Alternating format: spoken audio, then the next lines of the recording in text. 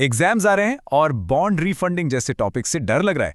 फिकर नॉट, आज हम इस कॉन्सेप्ट को इतना इजी बना देंगे ना कि एग्जाम में इसका क्वेश्चन आप फुल कॉन्फिडेंस से सॉल्व कर पाओगे।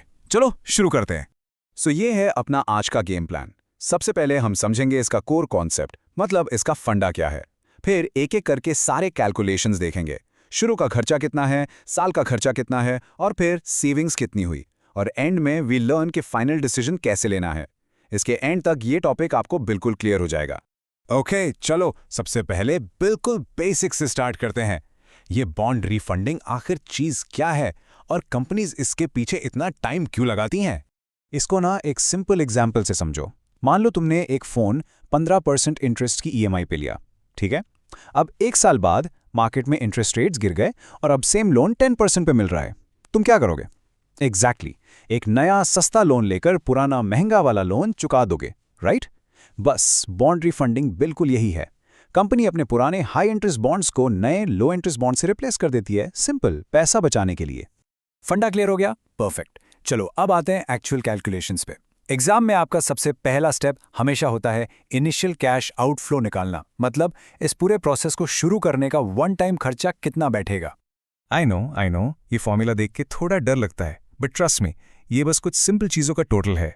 हम इसको आराम से piece by piece break down करके समझेंगे, कोई टेंशन लेने की जरूरत नहीं है।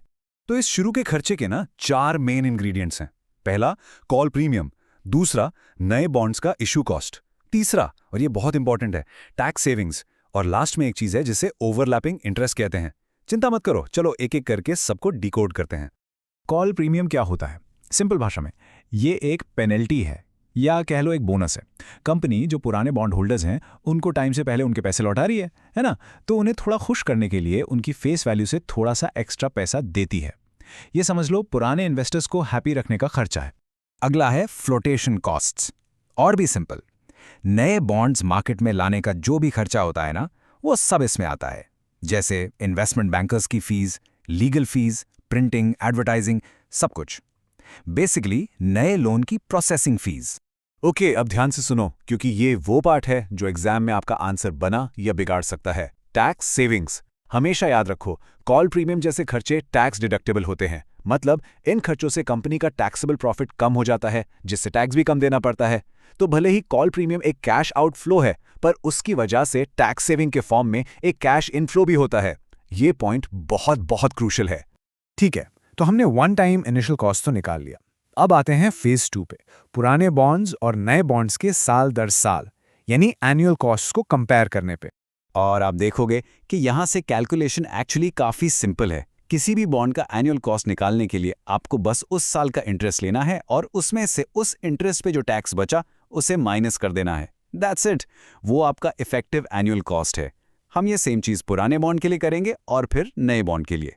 तो अब हमारे पास पुराने बॉन्ड का एनुअल कॉस्ट है और नए बॉन्ड का भी। तो अब साल की टोटल सेविंग निकालना तो बच्चों का खेल है, आसान है। ये इतना सिंपल है। एनुअल सेविंग्स इक्वल टू पुराने बॉन्ड का एनुअल कॉस्ट माइनस नए बॉन्ड का एनुअल कॉस्ट। ये जो डिफरेंस आएगा उतना ही पैसा कंपनी हर साल साल दर साल बचाएगी। सारे कैलकुलेशंस हो गए, हमें शुरू का खर्चा पता है और साल की बचत भी पता है। अब इन दोनों को यूज करके आते हैं आखिरी फैसले पर कि ये काम करना भी है या नहीं, गो और नो गो। और ये रहा हमारा final decision making tool, NPV यानी नेट प्रेजेंट वैल्यू। हम यहाँ क्या कर रहे हैं? हम फ्यूचर में होने वाली सारी सेविंग्स की आज की वैल्यू निकाल रहे हैं और उसे कंपेयर कर रहे हैं उस खर्चे से जो हम आज कर रहे हैं। बेसिकली फ्यूचर की टोटल बचत वर्सेस आज का टोटल खर्चा। तो आखिरी फैसला ना बस एक सिंपल चीज पे डिपेंड करता है। अगर सारे कैलकुलेशंस के बाद आपका नेट प्रेजेंट वैल्यू पॉजिटिव आता है, इसका मतलब है कि आपकी फ्यूचर सेविंग्स आपके शुरू के खर्चे से ज्यादा हैं, मतलब प्रोजेक्ट में फायदा है, फुल ग्रीन सिग्नल है, कंपनी को यह जरूर करना चाहिए। लेकिन अगर दूसरी तरफ आपका एनपीवी नेगेटिव आ जाता है, तो इसका सीधा सा मतलब है कि शुरू का खर्चा इतना ज्यादा है कि फ्यूचर सेविंग्स उससे कवर नहीं कर पाएंगी। डिसीजन बिल्कुल क्लियर है, रेड लाइट, प्लान ड्रॉप कर दो, इसमें कोई फायदा नहीं है। तो अगली बार जब आप न्यूज़ में पढ़ो कि इंटरेस्ट रेट्स गिरने पर कोई कंपनी अपने बॉन्ड्स रिफंड कर रही है, तो आपको अब एग्जैक्टली पता होगा कि वो क्या कर रहे हैं। वो यही एनपीवी कैलकुलेशन करके करोड़ों रुपए बचाने की कोशिश कर रहे हैं। रियल वर्ल्ड में फाइनेंस ऐसे ही काम करता है। You've got this.